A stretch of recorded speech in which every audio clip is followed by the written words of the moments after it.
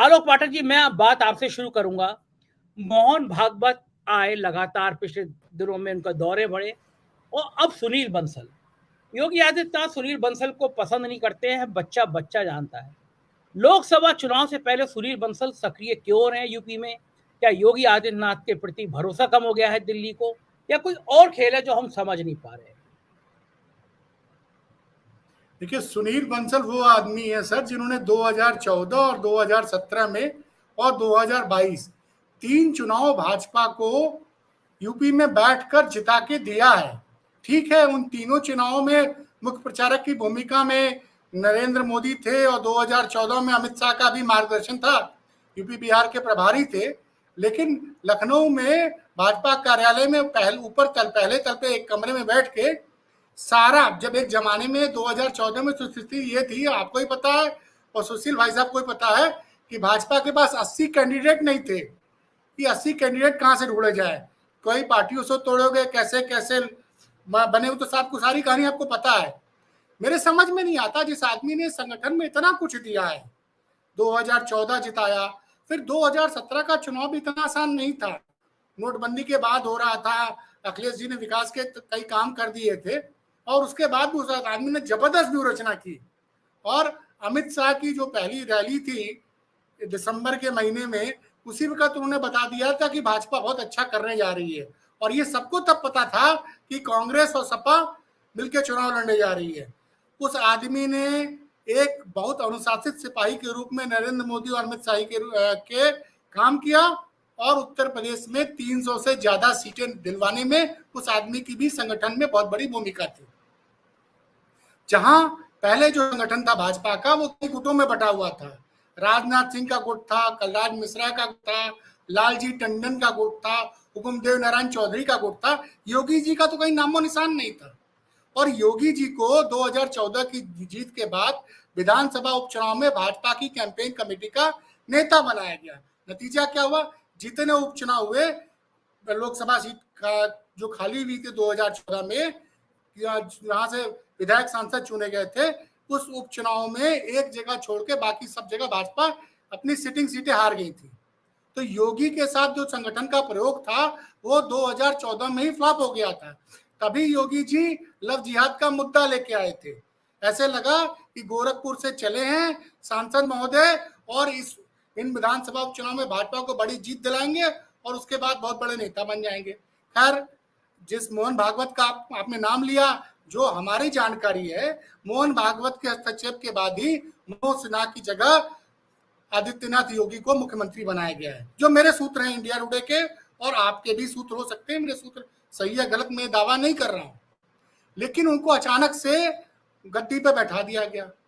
लेकिन ये जो मैं इधर बीच भाजपा के बहुत से लोगों से मिला हूं, सबने ये कहा था कि भाई साहब की भूमिका लोकसभा चुनाव के दौरान बढ़ जाएगी। कई बड़े नेताओं, खासकर उस धर्म विशेष के बड़े नेताओं को के साथ तो मैं बैठा था जिनको कि भाजपा बहुत तेजी से जोड़ना चाहती थी। उनका तो ये कहना था कि बंसल साहब ये चुनाव जितवाएंगे, उसके बाद अमित शाह के बाद भाजपा के अध्यक्ष बनेंगे। तो देखिए, संगठन चुनाव लड़ना है तो कार्यकर्ता को उत्साहित करना पड़ेगा। और सुनील बंसल के बारे में मैंने सुना है कि कंधे पे हाथ रख के हर कार्यकर्ता से वो बात करते हैं, सबका दुख दर्द समझते हैं। बूथ लेवल, एक बूथ 10 यूथ, ये नारा भाजपा ने इंप्लीमेंट किया था सक्सेसफुली गुजरात में। उसको असली जामा पहनाया सुनील बंसल ने उत्तर प्रदेश में। जिस जगह पे सोचिए 2014 में 80 लोकसभा के कैंडिडेट नहीं थे, वहां हर बूथों पे 10-10 कार्यकर्ता खड़ा किया। तो वो एक अलग मुद्दा है कि लोगों ने कहा कि ये देखिए, योगी का एक खेमा है और योगी के पास एक बहुत बड़ा प्रचार तंत्र है। उस तंत्र में बहुत पैसा झोंका जाता है। अभी कल किसी वेबसाइट ने लिखा था कि इस साल शायद 1000 करोड़ का बजट है, बाद में वो खबरें डिलीट करा दी गई।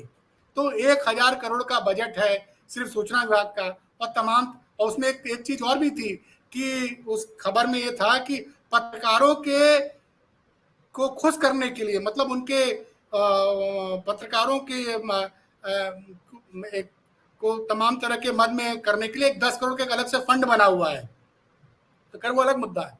तो यहाँ जो है वो एक उस गुट ने समझाना शुरू कर दिया योगी जी को कि बंसल जब तक नहीं रहेंगे तब तक आपका एक छत्र राज्य नहीं होगा। लेकिन मेरी जिन भाजपा नेताओं से लगातार बात होती रही है, सबने मुझसे कहा था कि भाई साहब लोकसभा चुनाव के पहले सुनील बंसल जी या भाई साहब, उनको लोग भाई साहब ही कहते हैं, भाई साहब ही बैठेंगे उत्तर प्रदेश में। वो कहीं नहीं गए हैं। ये दुष्प्रचार जो योगी की टीम कर रही है कि सुनील बंसल को योगी जी की नाराजगी की वजह से लखनऊ से टिकट कटा के दिल्ली भेज दिया गया है, ये सिर्फ और सिर्फ योगी के को खुश करके अपना जुगाड़ बनाने वाले लोगों की फौज की फैलाई हुई अफवाह है।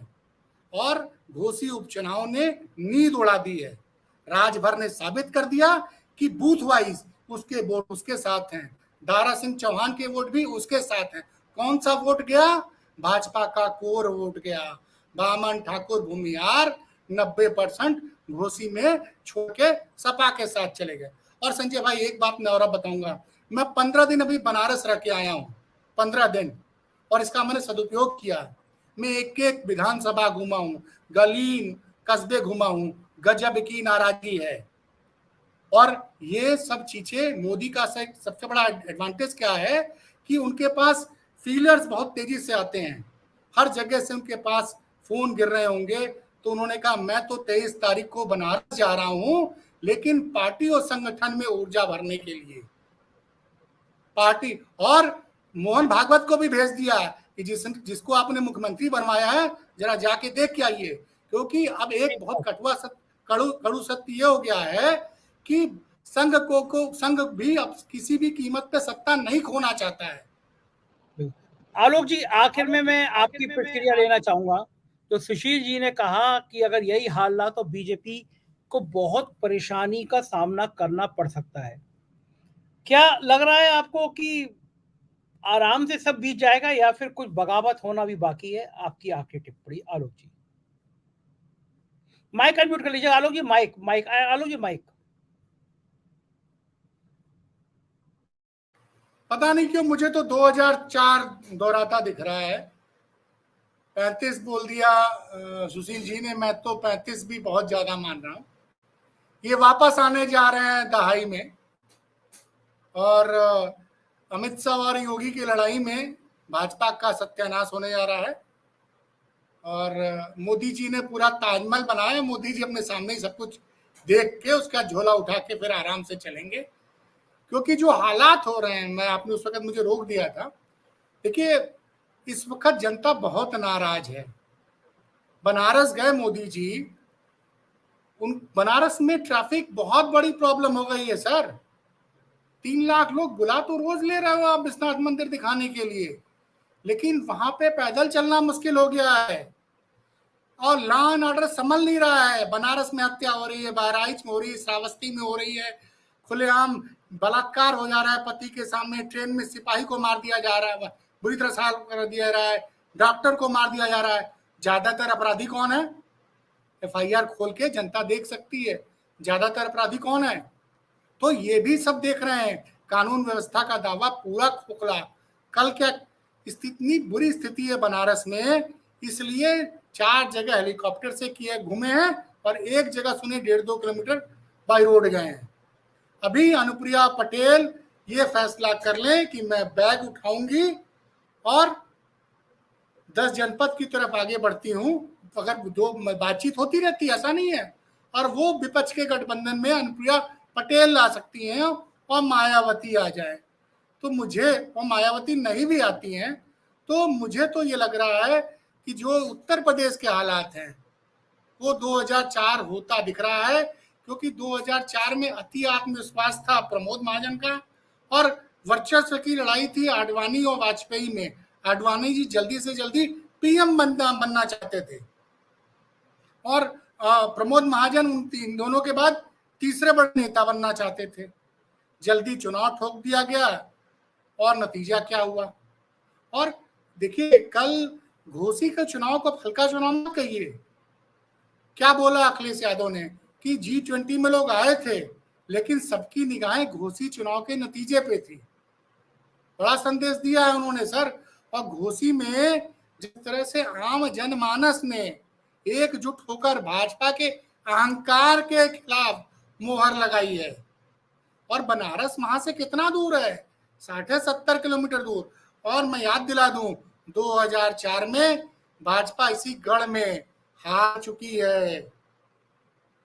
और एक बात और भी सुनने में आ रही है कि नरेंद्र मोदी शायद बनारस छोड़ के अयोध्या से चुनाव लड़ेंगे। और ऐसा करना जाए, अगर ऐसा करते हैं तो बनारसी बहुत अक्खड़ हैं, बाबा भोले के भक्त हैं, सर पे भी रखते हैं उतार और सूद समेत उतार के सम्मान वापस भी ले लेते हैं। तो अगर ये हुआ कि मोदी जी अयोध्या चले गए, तब तो क्या होगा इसकी कल्पना नहीं हो सकती। लेकिन मुझे हालात जमीन पे अच्छे नहीं दिख रहे हैं। महंगाई बेलगाम है, रोजगार के नाम पे कुछ है नहीं। और अब एक छोटी सी भूल हुई है। कल प्रधानमंत्री के काफिले में एक लड़का सुरक्षा घेरे को पार करके प्रधानमंत्री के काफिले तक पहुंच गया। यही मामला अगर किसी गैर भाजपा शासित राज्य में होता तो इसको प्रधानमंत्री के खिलाफ बहुत बड़ी साजिश बताया जाता। ये बता रहा है कि उत्तर प्रदेश में प्रशासनिक अधिकारियों को पता है कि मोदी, योगी और अमित शाह में पट नहीं रही है।